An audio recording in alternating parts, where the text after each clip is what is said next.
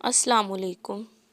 ابو جان ایک واقعہ سنایا کرتے تھے کہ کسی قبرستان میں ایک شخص نے رات کے وقت نعش کے ساتھ زنا کیا۔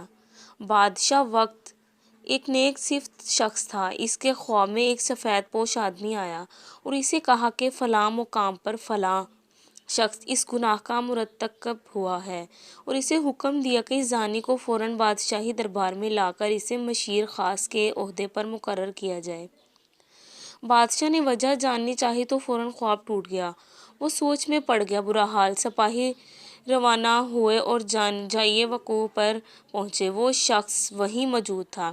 سپاہیوں کو دیکھ کر وہ بوکھلا گیا اور اسے یقین ہو گیا کہ اس کی موت کا وقت آ پہنچا ہے۔ اسے بادشاہ کے سامنے حاضر کیا گیا۔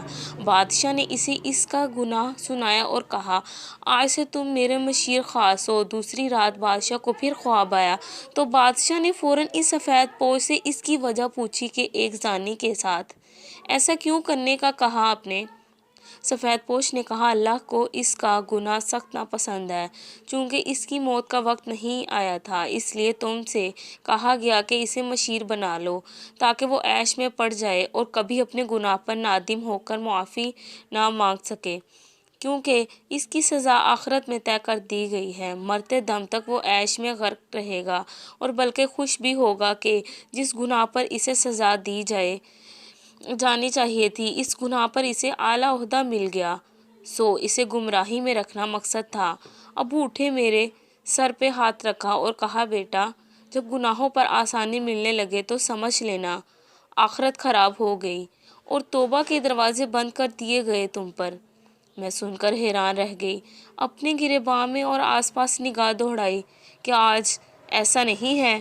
بار بار گناہوں کا موقع ملتا ہے ہمیں، اور کتنی آسانی سے ملتا ہے، اور کوئی پکڑ نہیں ہوتی ہماری۔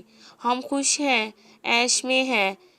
کتنے ہی مرد و خواتین کتنی ہی بار گھٹیا فعل کے مرتکب ہوتے ہیں، اور مرد اسے اپنی جیت اور عورت اپنی جیت کا نام دیتی ہے، اور اگلی بار ایک نیا شکار ہوتا ہے۔ پہلی بار گناہ ہر دل زور زور سے دھڑکے گا، آپ کا دماغ غیر شعوری سگنل دے گا، ایک ٹیس اٹھے گی ذہن میں، جسم لاغر ہونے لگے گا، کانپنے لگے گا۔ یہ وہ وقت ہوگا جس ایمان جھنجھوڑ رہا ہوتا ہے، چلا رہا ہوتا ہے کہ دور ہٹو، باز رہو، مگر دوسری بار یہ شدت کم ہو جائے گی اور پھر ختم۔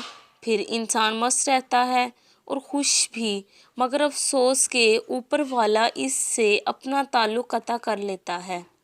گناہ کا راستہ ہمیشہ ہموار ہوگا اور آسان بھی، مگر یاد رکھیے، سچ کا راستہ دشوار ہوتا ہے۔